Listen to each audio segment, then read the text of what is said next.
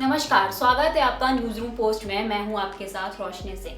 नए साल में 10 राज्यों में विधानसभा चुनाव होने हैं। इनमें लोकसभा की 93 सीटें आती हैं, जो कुल सीटों का 17% है।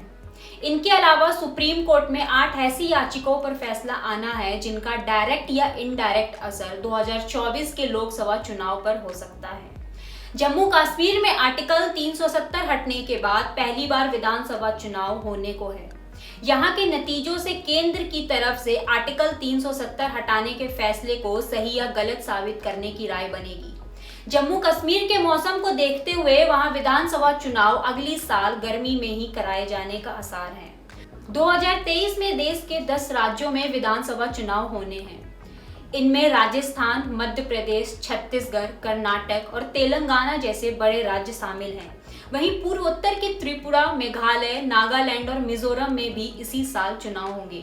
जम्मू कश्मीर में भी इसी साल चुनाव के पूरे आसार हैं। जम्मू कश्मीर में विधानसभा सीटों के परिसीमन को चुनौती देने वाली याचिकाओं पर सुप्रीम कोर्ट अगले 1 से 2 महीने में फैसला दे सकता है। श्रीनगर के हाजी अब्दुल गनी खान और मोहम्मद अयूब मट्टू ने याचिका में कहा था कि परिसीमन में सही प्रक्रिया का पालन नहीं किया गया है।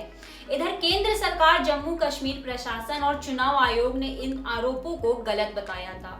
कोर्ट ने इस पर 1 दिसंबर को फैसला सुरक्षित कर लिया था। आने वाले साल में कोर्ट का आदेश का असर पूरे राज्य की विधानसभा और लोकसभा सीटों पर का अंतिम रूप तय करेगा। 2022 की शुरुआत में कर्नाटक के उडुपी में हिजाब पहनकर आई छात्रों को कॉलेज क्लास में नहीं घुसने दिया गया था। कहा गया था कि हिजाब ड्रेस कोड का हिस्सा नहीं है। मुस्लिम समुदाय ने इसका विरोध किया। मामला हाई कोर्ट और सुप्रीम कोर्ट तक पहुंचा।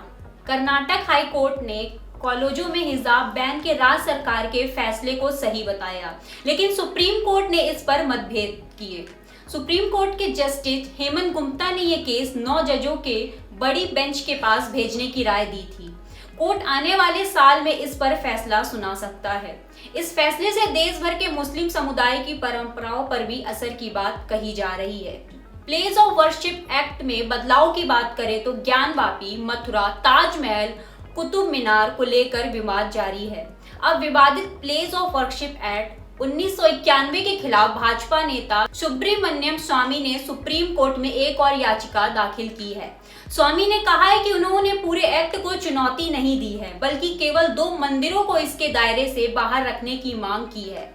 स्वामी ने अपनी याचिका पर अलग से सुनवाई की अपील की है, जिस पर कोर्ट जल्द ही इस पर फैसला ले सकती है।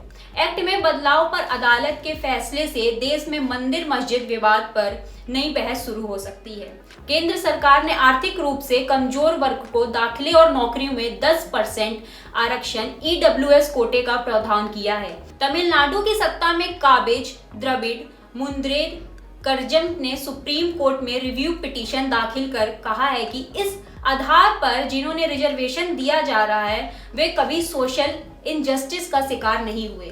पहले जब सुप्रीम कोर्ट ने इस कानून को चुनौती दी गई थी, 5 जजों की संविधान पीठ ने 3-2 के बहुमत से इसे बरकरार रखा। ताजा याचिका पर आने वाले साल में फैसला आ सकता है, जिसका असर देश भर में आर्थिक रूप से कमजोर आबादी पर होगा। अगर आपको हमारा वीडियो पसंद आया हो तो लाइक करें, कमेंट करें और शेयर जरूर करें। अगर आपने हमारे चैनल को सब्सक्राइब नहीं किया हो तो सब्सक्राइब करें।